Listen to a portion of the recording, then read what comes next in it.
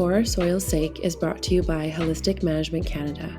My hope is to feed our souls by having meaningful conversations with farmers, producers, and experts in agriculture to get a greater understanding of management practices that mitigate climate change, improve water quality, build soil health, and enhance habitat and biodiversity on agricultural landscapes.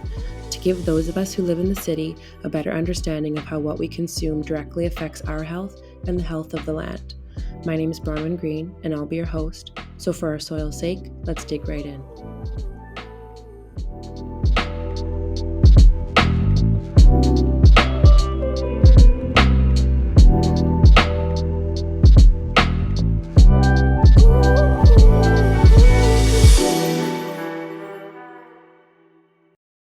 Thank you for tuning into the show. Joining us today, we have Cam and Liam Hamilton from Fair Valley Farm Ventures. Fair Valley is a 2,500 acre cattle farm near Glenboro, Manitoba. This past summer, their farm was involved in Holistic Management Canada's Accelerator program, and that program sets out to speed up the adoption of regenerative agriculture practices here in Manitoba. Fair Valley is actually located near one of my favorite places in Manitoba, Spruce Woods Provincial Park. And because they were in the program, I was able to monitor their land's ecological health through EOV, which has a very unique environment there because of the diverse landscape. So there's like the forest, the grasslands, and a lot of sand. So I was really excited to monitor their farm to see the difference in the soil structure and the plant diversity. But we'll get into that later. So Cam and Liam are here to share their experience in the program and tell their farm story. Welcome, Cam and Liam. Thanks for joining us. Hello. Hi. Hello. Do you both want to start off by just sharing a little bit about yourselves or who you farm with, kind of what's going on? Okay, I'll maybe take that one, I guess. So we've been farming here since 1972. I moved here, I was likely approximately 8, I guess. Um, my dad had done various things in his life, as well as farmed as a child and a young adult, but finally was able to farm at that age, which was likely not very common. So we've been farming here, like I say, since 72. Um, my siblings kind of went on to other things. I've been farming, I farmed with them from about 1990 full time. I did have some off farm jobs before that, but basically farmer and a few other jobs. As things went on here, we've my dad passed. My parents moved to town in '92, and we moved on to this farm. Then we since 2013, the kids have definitely had more interest in the farm then, and since then even more so. Uh, we mainly farm cattle as our main enterprise and grow forages for them. And we also have a welding shop that we build mostly livestock equipment. And we sell electric fence equipment as well on the side. Nice. And so your father, he was the first generation farmer, and then that would make you the second generation? Yeah, that's correct. Yeah, on this Okay. farm. Yeah. But it wasn't this farm that you guys are farming on right now. This wasn't where your parents originally farmed? No, it wasn't. We do own part of that farm, but just a portion of it. Okay, cool. And so it's you and Liam, and do you have anybody else helping you on the farm? Yep, our daughter Andrea farms with us some. Definitely, my wife Shelley had been a big part of it since 2008, I believe. She or 2009, maybe she quit work and became basically a full time farmer with me and dad at that time still. Um, and then I guess also we have Her twin sister lives very close here, so they, definitely are backup for us if we ever get away from here. And then we also have a relationship with our closest neighbor here that we share machinery, but we also share labor Nice. for basically mostly processing cattle. But if anything else needs to be done or somebody's gone, then they're certainly the other, a big part of what we do. Yeah, don't Nice. not day to day, but definitely as a backup. Awesome. Do you either of you have off farm jobs, or is everybody working on farm full time? Um, we're full time on the farm, but just to make life fun and different, I'm also on the local volunteer fire department. So Okay. it's takes up some time, but not a lot. Basically a week or once or twice a week, and then uh, but Nice. I guess with our selling electric fence, we sometimes will do off farm jobs that take us away, or even with the welding, we sometimes do some custom welding off farm. But for the most part, everything is on our own operation. Nice. And so, Liam, you grew up with your dad farming. Did you always know that you wanted to farm, or was that something that developed later? Did you just go straight from school into farming the land, or did you do something else in between?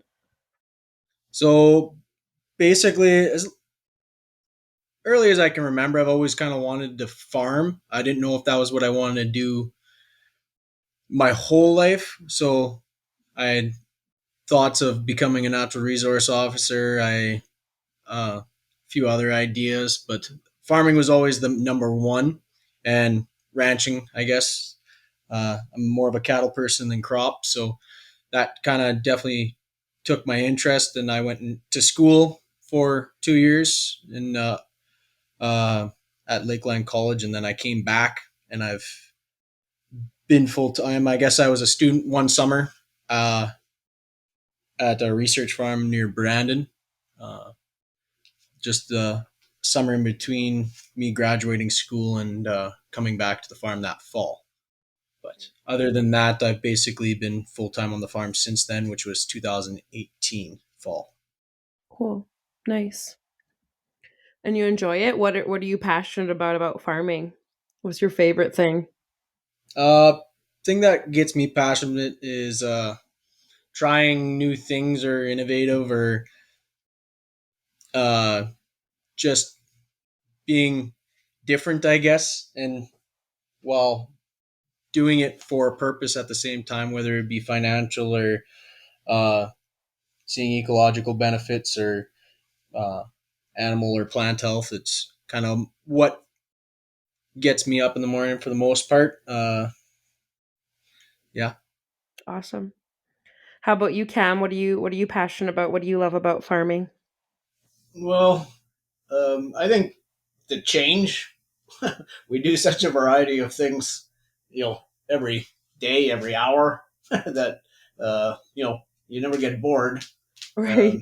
So we I just can't see myself ever just doing one thing, I guess. So this certainly is an ability to do that. Right. Absolutely. Lots of different tasks on the farm. Did so I have here notes that you guys have been doing a lot of like stock density increasing over the years with your cattle, and I was just hoping that you could explain to our listeners who don't farm what that means and why you do that. So I think they have like a basic understanding of what like planned grazing is and having cows on pastures instead of the conventional way, but what is like stock density, like what is that to increase that, and what is that going to do for your farm? So stock density is a tool. So it's basically the amount of animals that you stock on an acre or whatever unit of measurement you'd like to use, depending on how many cattle you're managing. It could be an acre, it could be a hectare, it could be quarter section. Just depends on the person in place. We use it as a tool For disturbance, whether it be in a perennial system to stimulate growth. So if you're grazing something and you want to be able to get two grazes out of it to have enough grass for the year, and keeping things vegetative and trying to utilize sunlight when it's most available and moisture at the same time. We also use the cattle as a tool of uh, disturbing the soil, whether it be seed bed. So um, mostly for perennial pasture, again, like if you're letting grass go to seed, that seed will then be in the seed bank. So to stimulate that seed, if a pasture is getting a little worn down, you would want to stimulate the ground and then get off of it to allow those plants to grow. Right. Is a tool that we use. Another thing that the cattle are good at is breaking down um, material. So, for instance, in our corn grazing, which is our main feed source in the winter, we like to have the cattle tight. One, they utilize the corn better, and two, they break down the corn to a point to where we have to do less disturbance mechanically, which costs more, and just more disturbance, whether it be disking. The cattle, they can break up the stalks when it's cold and frozen and less hard on the soil for compaction, or just soil disturbance in general is not good. It decreases moisture, it creates a hard pan, and decreases your ability to maintain or to put carbon in the ground, I guess. So that's something we try to avoid at all costs, but at some points it's needed to be able to afford to have cattle. Right. Cool. Has so this idea of like disturbing the soil and things like that that comes from um kind of like different concepts that are talked about in regenerative farming. Has this always been a way that you two have farmed, kind of with nature and using animals to improve the soil quality so you can grow better crops, or so you have less labor and machinery on the fields? Has this always been something you guys have practiced, or was it something that you adapted to over the years? Something we've evolved to for sure. We were, doing some kind of rotational grazing, previous to me going to university, even. Uh, just the way, some of our farmland was, it was fenced separately. So that's what you did, uh, to a degree. Um, Certainly, as we've evolved here, we've tried to eliminate groups as much as possible and try and run more in one herd to be able to get that density up and to allow us more rest as well, because as one herd is moving, there's rest behind them. Where if you've got two herds moving, you've got half as much rest behind you. So, but certainly it's all evolved between fences and water is a huge, part of what we manage here, because we don't have very much surface water. We've got, two or three dugouts on our our main farm that don't really sustain anything. They're fenced and haven't been, for the most part, haven't been used. We use mostly pipelines for most of what we do now. We've got one area that's wetter that does have some natural water on it, but again, it's very much managed. It's only used when necessary, and if we're using that paddock at that time for grazing. Right. Interesting. And so when did either of you take your first holistic management course? Did that kind of accelerate things in terms of the way you guys manage the land, or Um, yes, for sure. We took Shelly and I took our course in 2008, and we certainly had done some changes by then, but it certainly did open our eyes more for the rest rotation and planned grazing for sure. right? Um, Did you guys at that time build a context for your farm, or do you have a context now that you work off of? So like the goal of the farm, or like, yeah, what's your intention and why you're farming? Yeah, we definitely did it when we took the course. We've maybe adjusted it a little bit since then, and certainly we're at a point here right now where it. I think we need to be looking at it again as this next generation is coming in. There's it's always changing and evolving. So What is the goal or the objective of the farm, if you guys don't mind sharing? basically to manage and improve the land, make it better than we got it, and to try and use nature as much as possible. And we're using grazing cattle to stimulate that, to try and we're trying to create more biodiversity and biology under the soil. Right. Very cool. And so I just wanted to kind of like talk about this because I was there on your guys' farm doing the monitoring, the EOV monitoring. And we came to a pasture that was like fascinating to me. So, um, for those who don't know the landscape that's in their area, it's like very heavy in sand, almost like parts that are desert like. So the idea of like grazing cows or any animals or farming in that region seems very difficult. And one of the pastures that we went to, you guys are doing some bale grazing on and already seeing some significant improvement in the plant growth.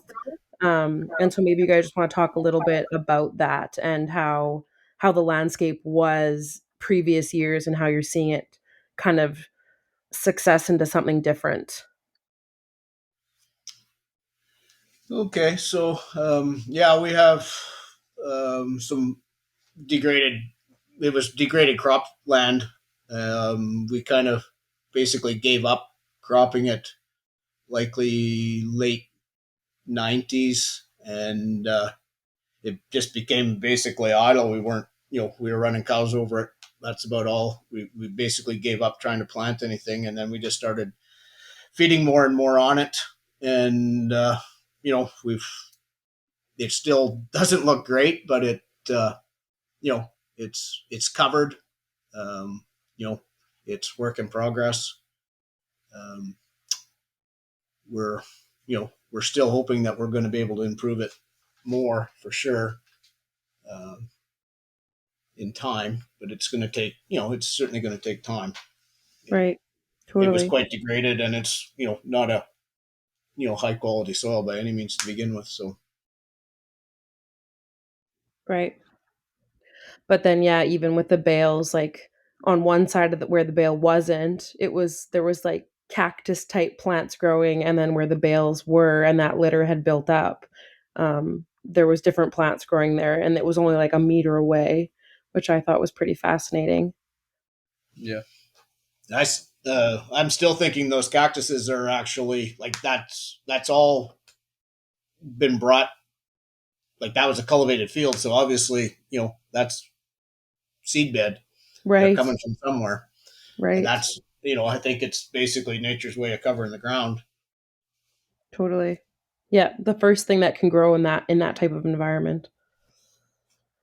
Cool. Okay, and so why did you apply for the Regenerative Accelerator program?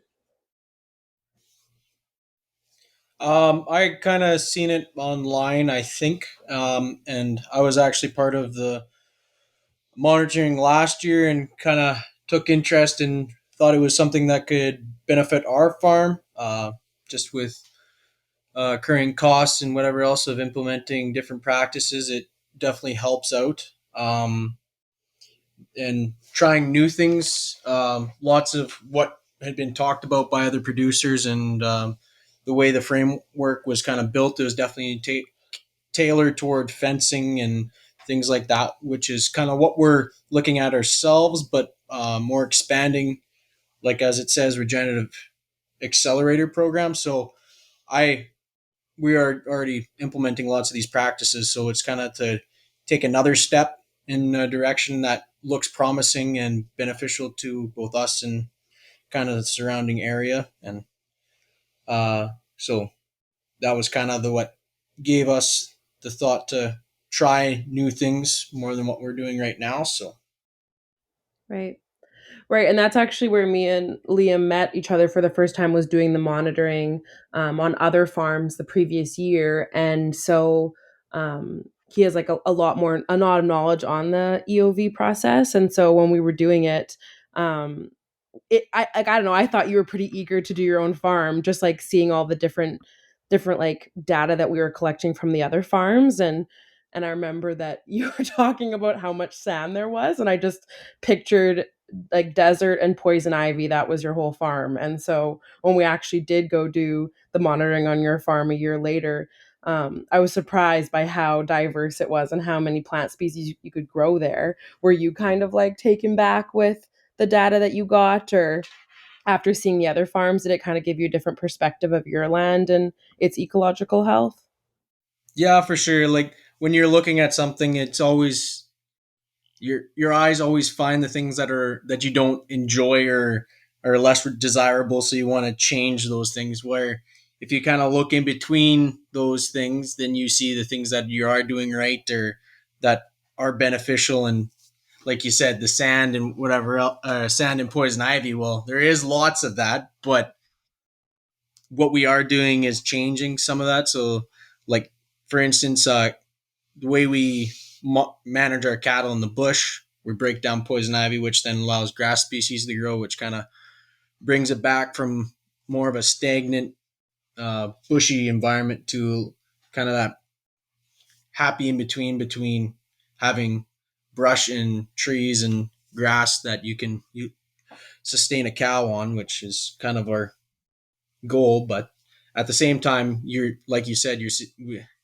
getting your hands and knees to do plant counts and whatever else. It seems like a quite a chore, but at the same time, you see lots that you never would have thought were actually there. Right. Just different plant species, grass species, and how they all kind of have a purpose and kind of makes it a little more broad spectrum, I guess. Right. Absolutely. And you Cool. did pick a pretty good year to come. Yeah. Yeah, it was so good. I was so impressed. We have so many photos from your farm just because there was so many unique plants that we haven't seen anywhere else. So it was a good year. All that rain. Cool. I'm excited to get the. We still haven't got the soil reports back yet, but I'm excited to see, because even just from soiling this, like from sampling the soil, you could see how much organic matter was there still. Cool. Like I Okay. really wish that this would have been done in 1990. Yeah, so you could have a baseline of that. I'm sure, Um, like, is there any like conservation like person that you could talk to that might have taken samples in the area? um, yeah, like we did some bill grazing studies with Jane Thornton and May Elzinger. She was maybe part of that program too. So I'm thinking that there might be some data somewhere. Right. I might have soil tests from way back here if I could find them Yeah. that would kind of give us some kind of an idea, because I know I did do some tests that showed basically nothing. So I guess it did do a little bit, but certainly Jane Thornton's bill grazing study, there was nutrient tests done then, Okay. and then Yeah. also mixed grass prairie stewardship would have done some stuff too. So whether any of that stuff is available, I'm not sure. Right. Yeah, that would be so interesting to see. And I know that from the samples that we took, we're going to be doing the total carbon that's available. But even if next year, if you guys want to do a sample of, or I think we might have taken one sample to test the nutrient, but that is like some significant numbers to look at. One of the other farmers did a soil sample for nutrient back in 2006, I think, or 2000. And his organic matter was 3%, and we did it this summer, so however many years that is from then, and it's 6% now. And so like that's just huge leaps in those numbers. So it's good to have the baseline so that you can see actually how much you've done. And maybe you guys won't find one from back in the 90s, but hopefully in like 20 years you can compare the data. Yeah. So what was his management changes since you said 2006? Yeah, and so originally they bought their farm and it was hay land, majority of it, so just hay and there was no animals. And they brought on sheep back in 2000, I don't remember. 2000, I don't know, somewhere between 2014 and 2016 they brought on sheep. And so that and started planting cover crops, like mixed cover crop species, as well as their hay. So that's the only significant difference, is that it was like conventional hay turned to sheep grazing and cover crops. Okay. Yeah. Hmm. Okay. Yeah. So just like having animals, but I think you guys always had animals on your land, right? Yeah, Most Yeah. of the acres, yeah. anyways. Like our good acres here was cropped up until early 2000s, and it's basically been sowing down since well around 2002. Likely it was would have been the last conventional crops that were on it, and it was in hay production, most of which stayed here. I wouldn't say all of it. And then since then, we've been using cover crops and corn where the nutrients should have been mostly cycled. Right. Yeah, and that's probably where you'd see a shift in the nutrient in the soil around that time too. Hmm. And I think that people are not seeing as much as a benchmark if they've had grazing animals on the land, just because that is like the big contributor to the organic matter. So Right. it's the increments are smaller as opposed to someone who didn't have it and then has it, but you'll still see it over time as you improve the grazing practices. Cool. Okay, so getting back to the project, what did you spend the money on to like accelerate practices on your farm? What was the project? So we kind of broke it up into a few things. Like I said, we covered some fencing costs. We are trying to stimulate biology on the farm, so we have purchased the uh, bubbling tank to separate the microbes from compost, so that we can use that as a one. Uh, there's a certain amount of nutrient within the compost itself, but the actual microbes will help break down what we have in the soil. Just whether we're trying to mitigate disturbance, whether it be a disking pass or just even glyphosate use for the corn grazing.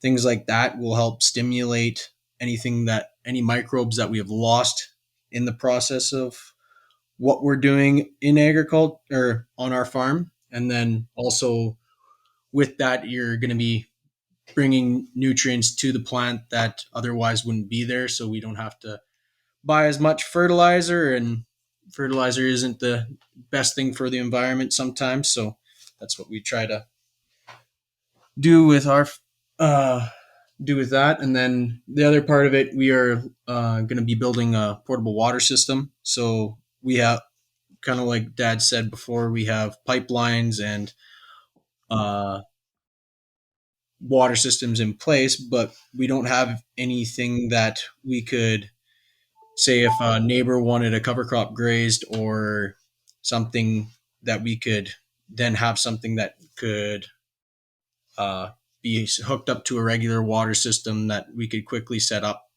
to be able to, one, break down crop for somebody else, or at the same time we could use it for small animals or even just regular water system where we don't necessarily have what we want going, uh where like to get the cattle to utilize pasture differently Right. is a big thing that we like to try and do. Is just, if you're always doing the same rotation, you can run into issues with whether it be nutrients not going as far as you'd want, or breaking down uh, pasture, like for instance bush. It's very hard to get cattle to move across, and it's not the easiest to temporary fence. So the way to get cattle to disturb undisturbed forest, to break it down and promote growth, is to, one, have water systems to kind of spread the cattle out and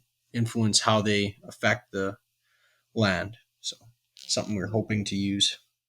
Cool. And And so, then yeah, you were talking about doing some custom grazing on neighbors' land so that you'd have this portable water that you could bring over and do like a small section, like custom do that piece if they needed it. Yeah, it's something that we see potential in. Whether that's not really the main use for it, but something that gives us the ability to do. Um, and just it's amazing what you can do with cattle when you have a good reliable water source, and how having the right tool can make everyone's life way easier. If the cattle aren't walking as far, then they're grazing more. If they're grazing more, they're making more manure, which helps us. And if they're not walking back and forth and putting that manure where it's not needed, whether it be at a water site or in an alley, it definitely helps too. Right, Um, and just less hours walking means more pounds put on a beef, which we enjoy.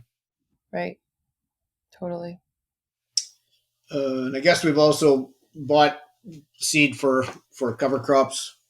Um, that and you and also we see need for more likely perennial type seeds here that we likely will be purchasing and trying to get into the ground next year.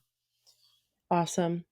And do you want to just explain to our listeners what the purpose or like what the benefit is of planting perennial versus annual? I know some of the other farmers have mentioned it and we haven't really stopped to discuss it, but what's the attraction of trying to plant more perennials? Well, for ourselves, we've got ground that we do not want to open up. So if we can get a more diverse perennial system growing there, then it will, help stimulate what growth is there and just get more.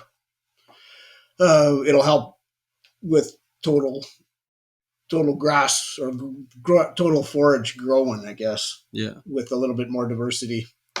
Will help, like I say, help stimulate the other plants that are there already.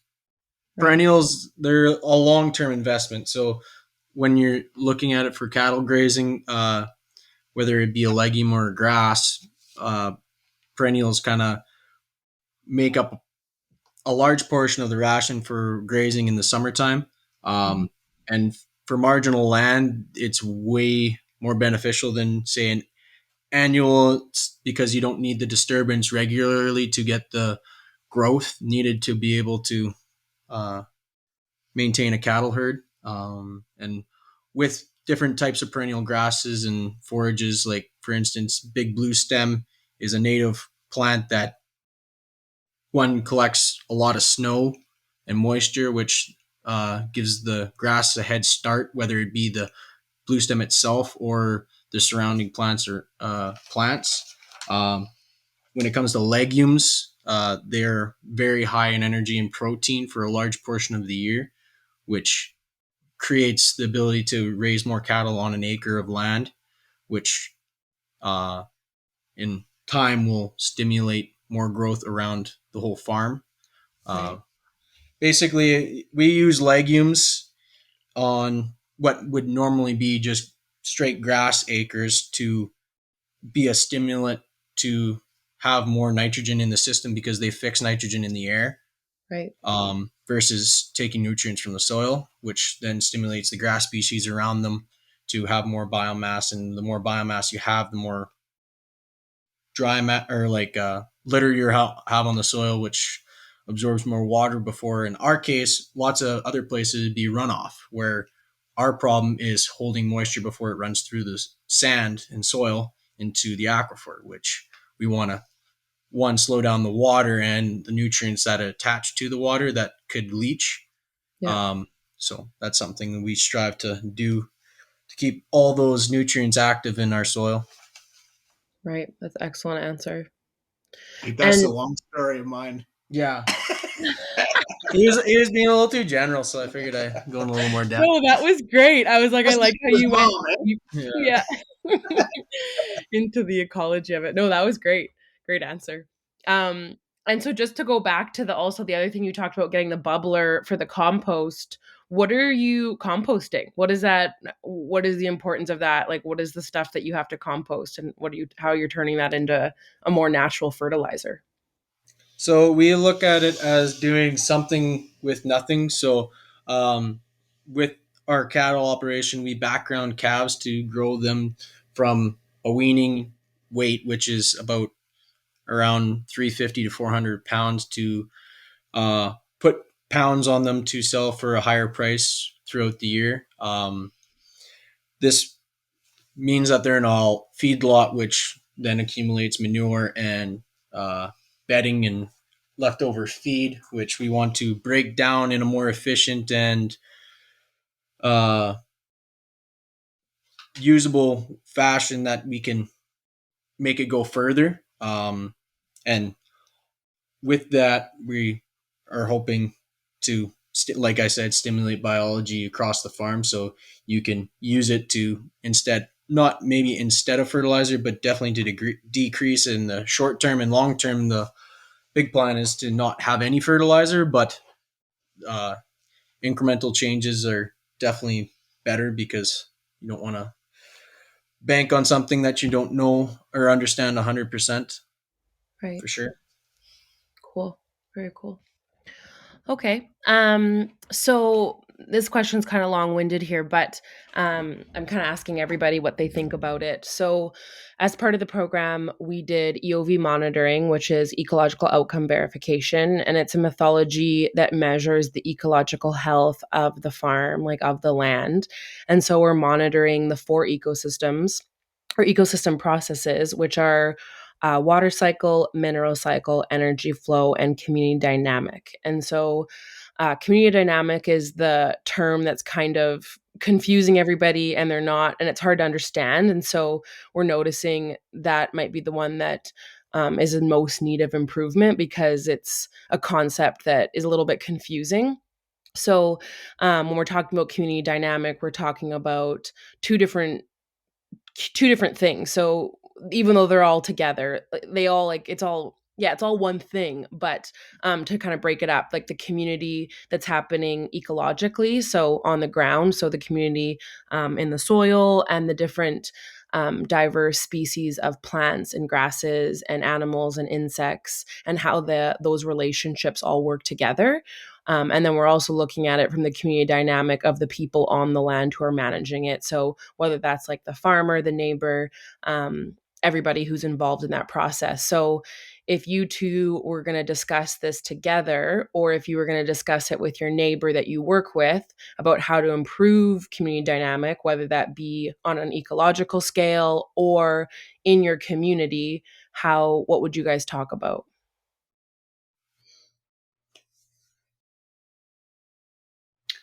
Um, so I think you could use one to talk about the other, I guess would be one thing. So lots of or one of the main struggles that farmers, especially right now, have is the fact that fertilizer is as expensive as it is.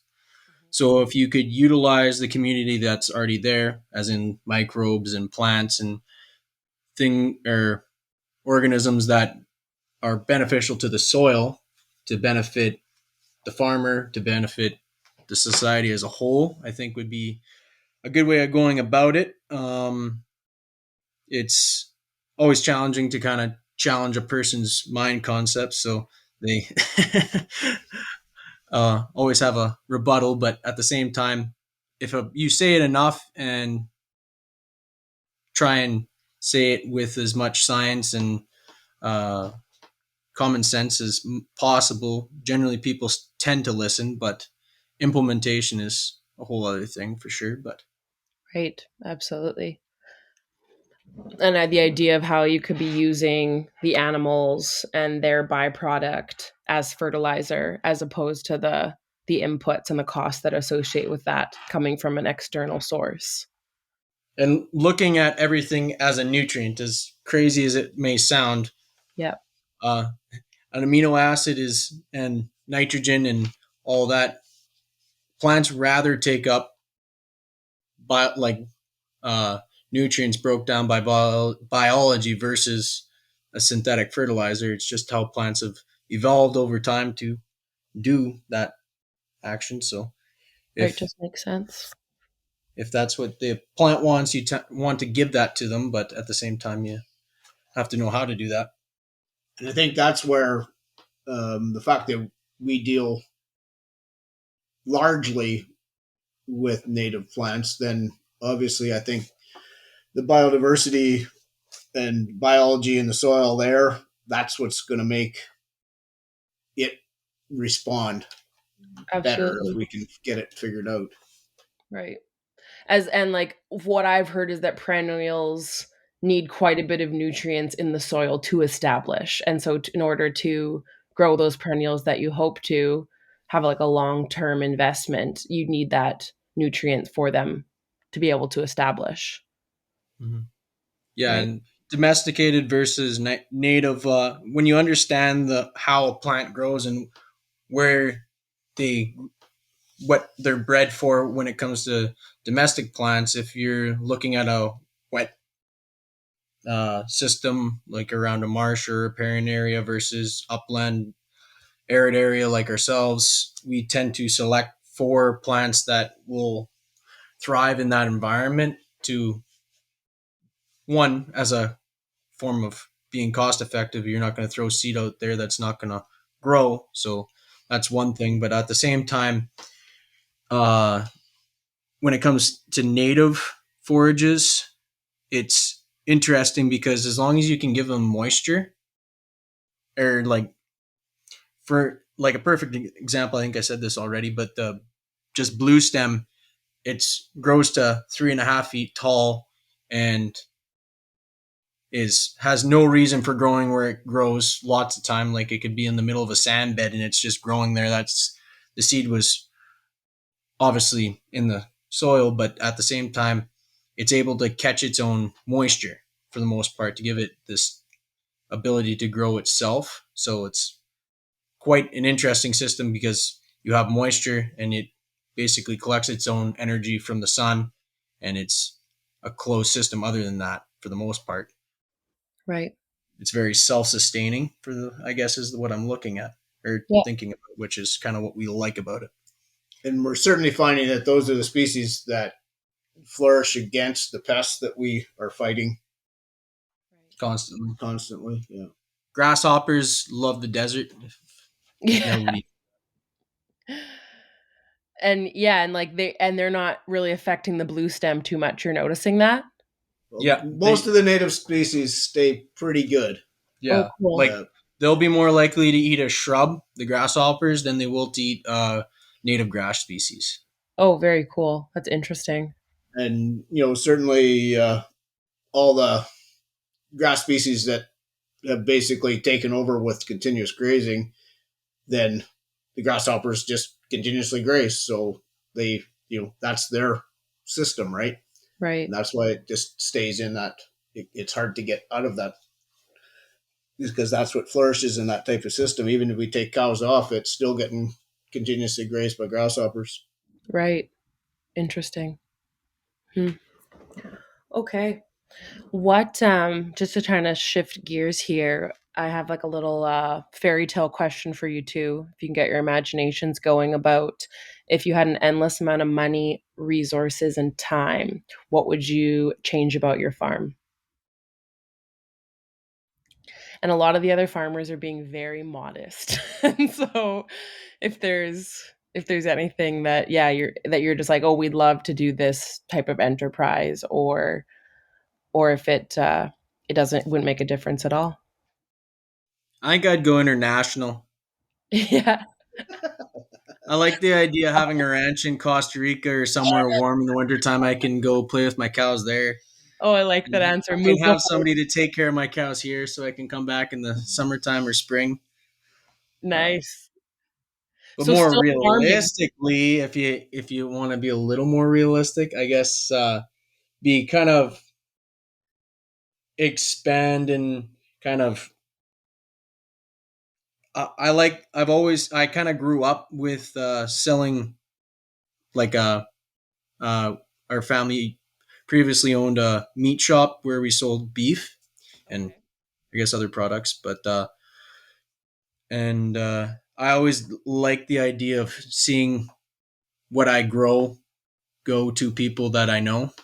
I guess would be the way of saying it, and seeing people enjoy the hard work and labor that you put into things, which is kind of nice. So if I could somehow grow that, that would be another thing I'd like to have with my unlimited money and resources. Nice. So you guys don't direct market your beef right now? No. No. Okay. But if I got a deal for you. No. No, No, unfortunately, we're breaking the law right, No. if we haven't got the resources to do it legally. right. No But worries. uh, my answer to that is Shelly and I went through these questions, and mine was just to basically be able to produce food for Nice. people that we know, like instead of having to do everything for profit or whatever. You know, Yeah, I fully likely expected I'll be a gardener when I retire. I guess I don't know.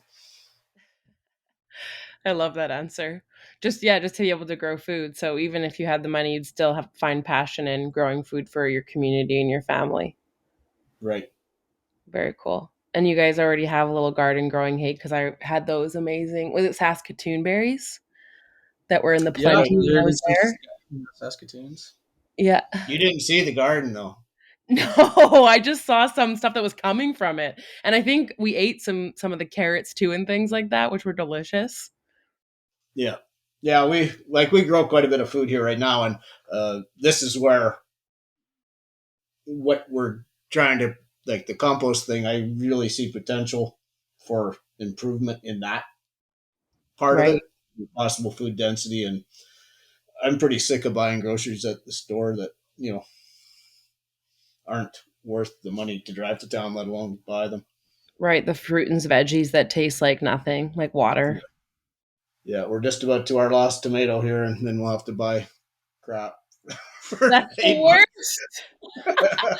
The worst feeling. I grow so many tomatoes and I had my last tomato a couple weeks ago and I was so sad. Cool. Very interesting. And so what would either of you guys can answer this separately, that'd be great. What would you say to somebody who has no experience farming but would like to start? Where would you tell them to start or how to start? I'm still kind of trying to figure it out. I don't own anything yet, but I sure do a lot of work. And I think that is part of it. Is you if you're wanting to start out, one, you need a lot of money. Two, you need to be able to listen and learn, and three, you got to work a lot. That's kind of what I've learned in my short career so far. When I compare it to my dad, and well, I kind of compare it to his life too, and it's a lot of work. But Yeah, if you enjoy doing it, then you can do it. yeah, that's the hope. You're like still testing that out. Yeah, How Um, about you, Cam? What would you say?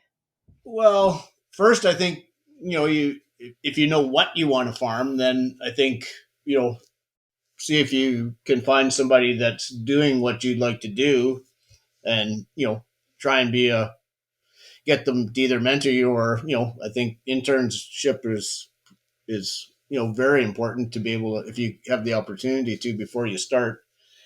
And then if you do start into that situation, you likely, unless you've got the endless amount of money we talked about, you're going to be starting small and trying things and see what works in the environment that you're in, and basically evolve from there.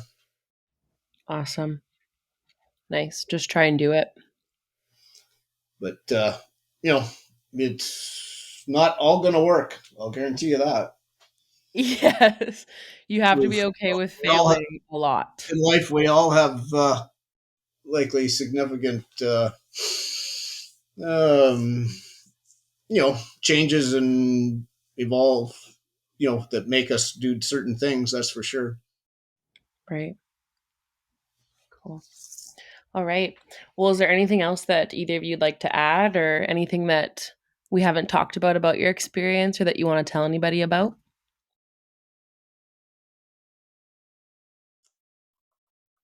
We covered all the questions. I think so. Do you guys have your questions in front of you? Yeah. Nice. Um, not the answers, but the questions.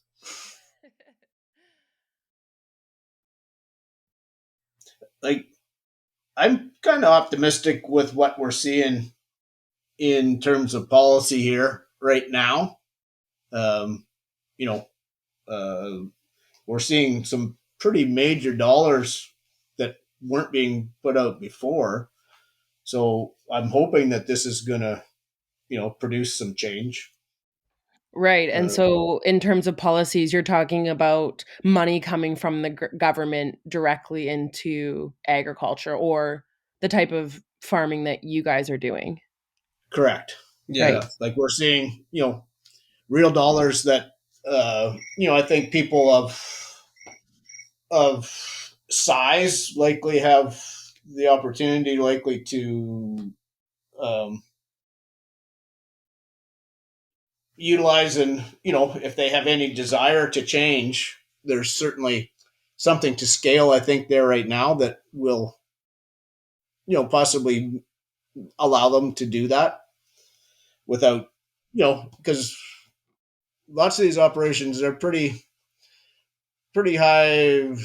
I don't know what you call them, high risk, high, you know high, certainly high dollar values on things. So, even what we do, we are definitely losing out on opportunity with what we're doing if we wanted to fill our bank account.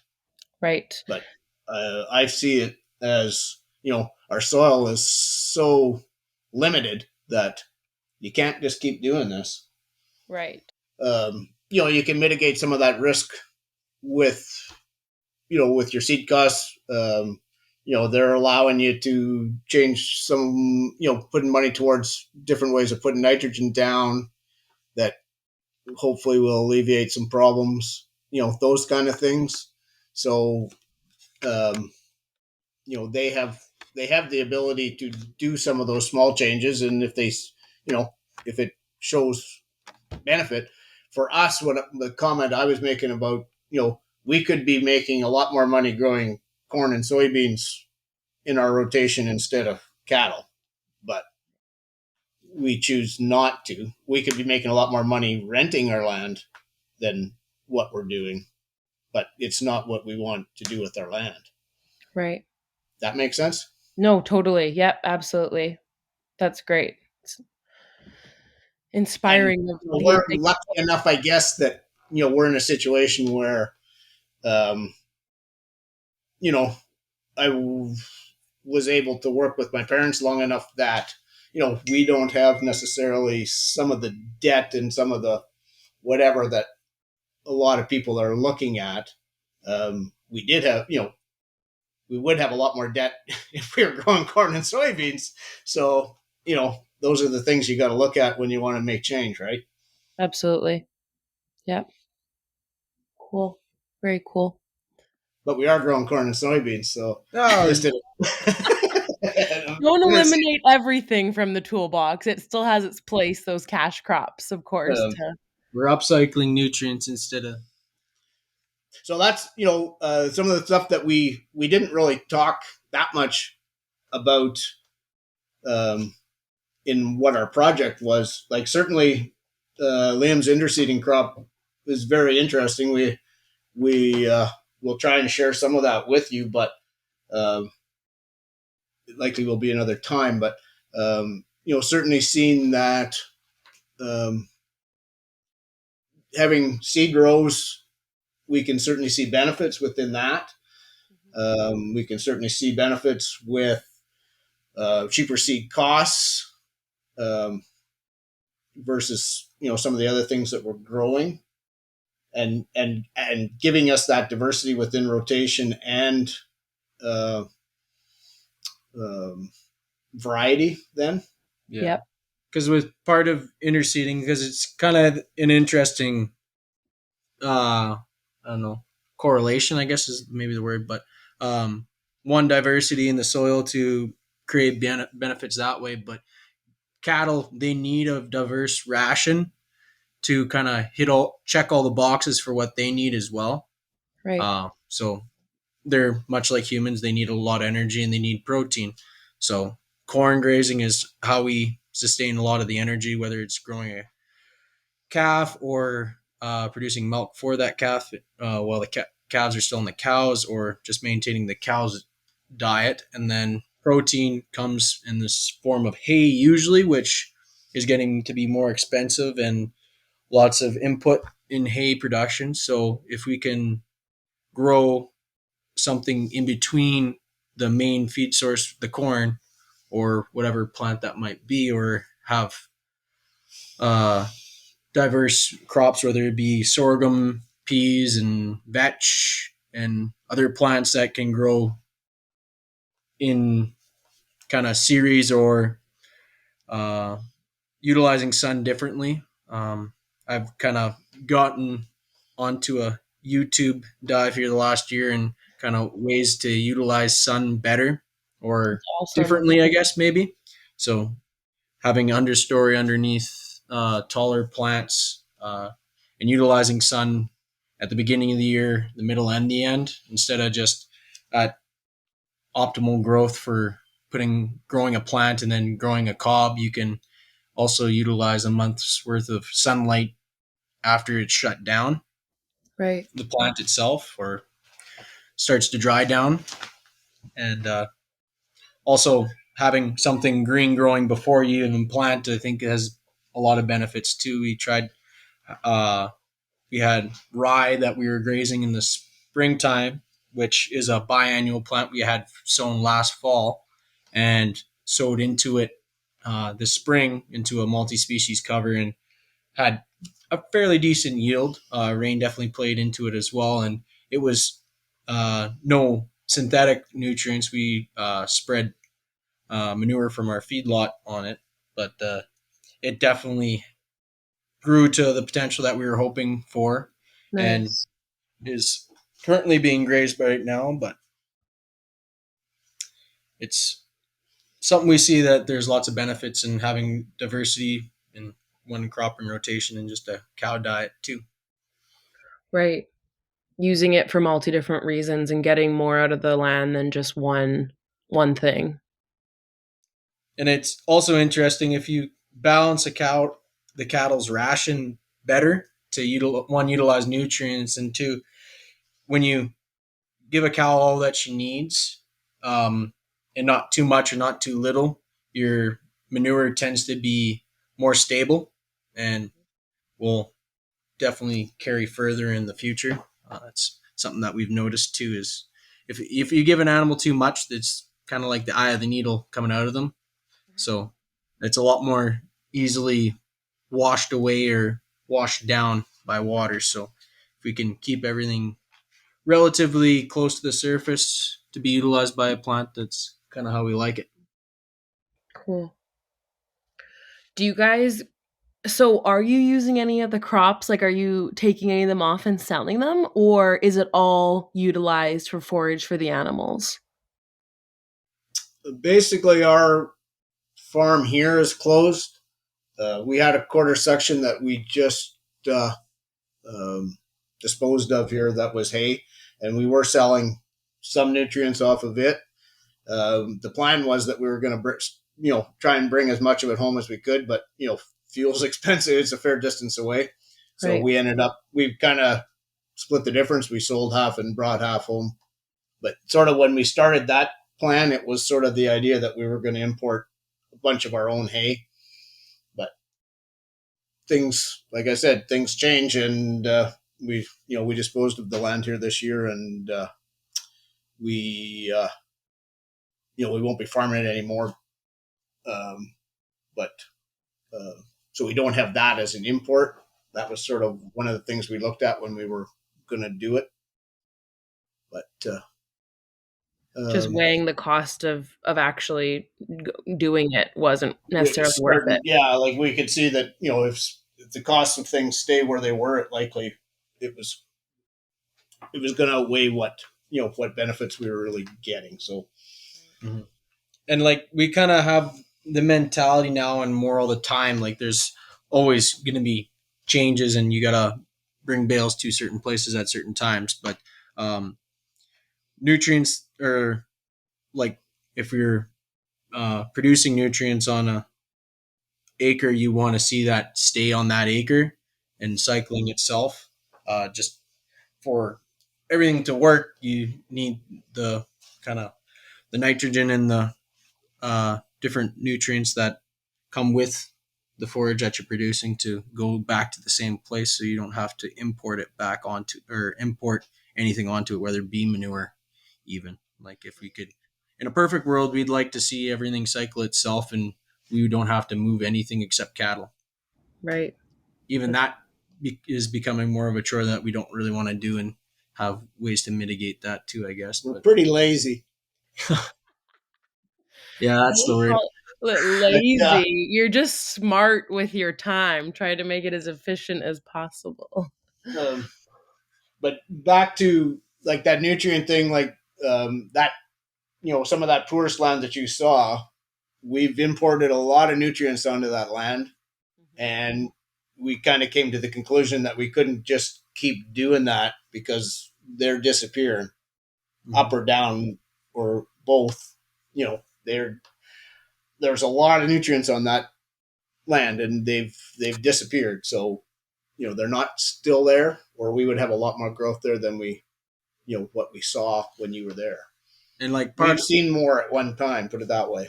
yeah, and it's like, and the nutrients change too. So like if you have urine from a cow, it's going to be used in that first year and it's going to be turned into biomass. And if it doesn't, it's getting put back into the system. But whether it's going to be as evident as it was that year prior, it's hard to know for sure because you can't control every environmental factor. But We really hope still that the yeah, microbiology thing that we're toying with here, that's going to be the key to holding some of these nutrients in that land.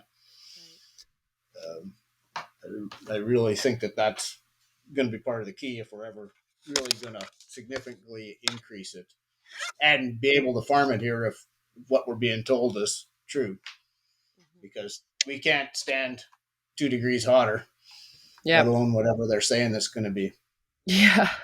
It'll just turn to dust. Right. It isn't already. And so the plan is to continue having the animals there, bale grazing it, and building up that organic matter that way. Yeah, like we're previous to corn grazing, we were feeding bales there all the time. So they Okay. were there from November for sure till June. Um, and we were putting significant amounts of nutrients there, and we could tell that one, they were disappearing within a few years. Like you certainly were there, but there's certainly lots of it lost. Yep. So now we're thinking, well, we can't really afford all those nutrients to be on that land, and we need them cycling here because we were exporting them, lots of them from here.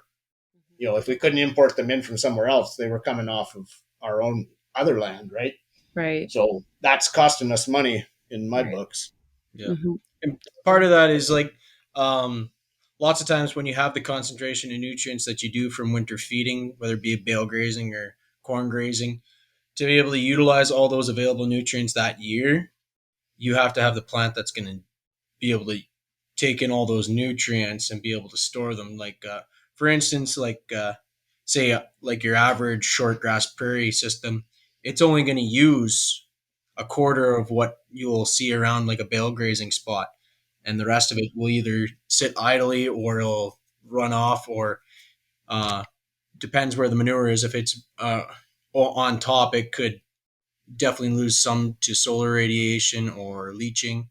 So basically, if you are trying to manage it so that you're trying to cycle every nutrient that you have, having the right plant pot or plants there is definitely something that a person should look at, and it's something that we would like to do, but at the same time, you got to trial and error before you actually know what's going to work properly. And the biggest problem with sand is the water availability is so drastically. You at certain times of the year you have lots of moisture, but the last or it's basically a quarter of the year of the quarter of the growing season, I should say, that you have ample moisture to grow a plant. And if a grasshopper grazes it, then you lose all that biomass that you've been trying to grow, and it's in a grasshopper, which technically still stays in the ground, but it doesn't make it into a dollar sign for us at the end of the year, sadly. Yeah. Interesting. Cool. Do either of you guys have anything else to talk about on that topic? I don't want to cut it off. I don't think so. No, I think we've I'm kind of sure. covered everything. Nice. Good. I just wanted to wrap up the session with letting our listeners know where they can hear more about you. Do you guys have any social media or website, or is it all word of mouth? You can find us online. We have a Facebook page, Fair Valley Farm Ventures. We there's different things that we're a part of. My sister's on a board for MFGA, which has lots of practices and systems and people's own accounts on the different social medias that they have, and I guess holistic management. We know are kind of part of that social group for the most part. So Nice. Okay. So you heard it. If you guys want to see more about their farm, you can find them on Facebook. And we'll also be posting links to their social media page on our website, and then this podcast, obviously, on holisticmanagement.ca. And you can hear more about them. We'll post some pictures and things like that. Cool. Okay. Well, thanks so much, guys, for taking the time to talk to us and share your story. Okay. no, thank you. I guess the other thing too. Have you seen that Great Taste of Manitoba video that they did? No. Okay, just Google Great Taste of Manitoba, Okay. and it'll be beef producers one. Yeah, Are it's you on guys you. on there? Yeah, we're on YouTube for. Yeah. They taped this just after you were Yeah, here. it was the week after. I think you It was guys the were here same for week the or ecological yeah. verification. Okay. Okay, Great Taste Manitoba and the beef producer. Okay, I'm going to check that out. For sure. Awesome. Certainly, it throws another whole twist to this thing. You'll see it when you'll understand it when you see it. Okay, cool. I look forward to it. And maybe we'll even put a link to that video with this episode so that people can check it out too. Sounds good. Awesome. Okay, thanks guys. Yeah, Okay. thank you. Take care. Bye. To learn more about holistic management, regenerative farming principles, and the farms in Manitoba that are implementing these practices, check out our Instagram and Facebook page or visit our website at holisticmanagement.ca, and make sure to sign up to our newsletter so we can let you know about all the upcoming events and learning opportunities in your area. If you have any questions or topics you'd like us to discuss in the future on this podcast, please reach out. I'd love to hear from you. For our soil's sake, thanks for listening in, everyone.